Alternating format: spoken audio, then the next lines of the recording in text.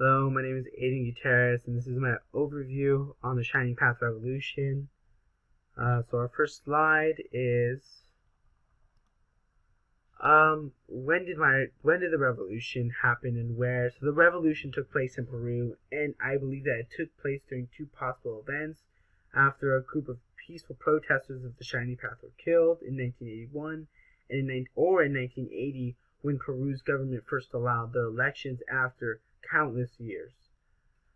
Something I found research that was interesting about this was that during the spikes of terrorism that were occurring with the Shining Path group, the government, the president, and the military actually suspended and withheld the rights of citizens in those areas. And this is a time when multiple human rights were violated and people were harassed and killed and massacred. And there's different examples of this, such as in Huamanga, Huanta, Congalo, Lamar, and Victor Fajardo provinces.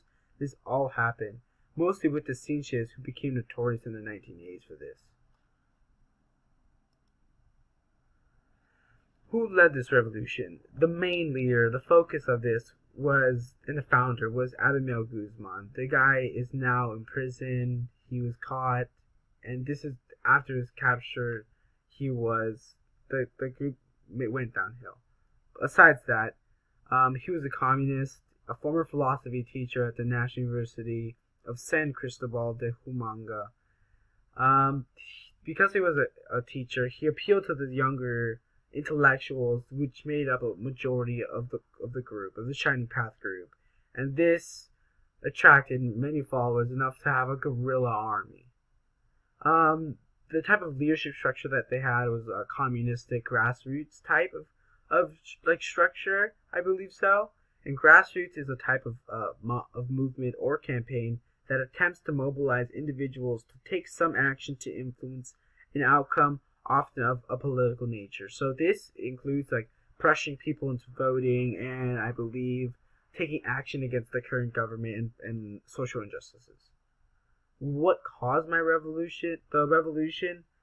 So, as I said, the event in which 18 members of the Shining Path were killed by the military for protesting free education. By the way, this was a peaceful protest, I believe. And so, because of this, it's when the outbreak of terrorism with the group started to spike the most.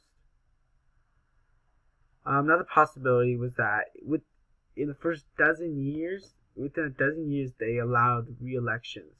And so I believe that Shining Path saw this as a golden opportunity to implement themselves as a political party. I believe that the group followed a version of Maoist version of Marxism, and believed that violence was absolutely necessary in pursuit to their desired ideals to replace the current government. Violence was met with violence. The group believed that violence was necessary in order to have a successful revolution. These are all of my works cited. I did insight citations. If you need to pause the video. But yeah, that's it. Thank you.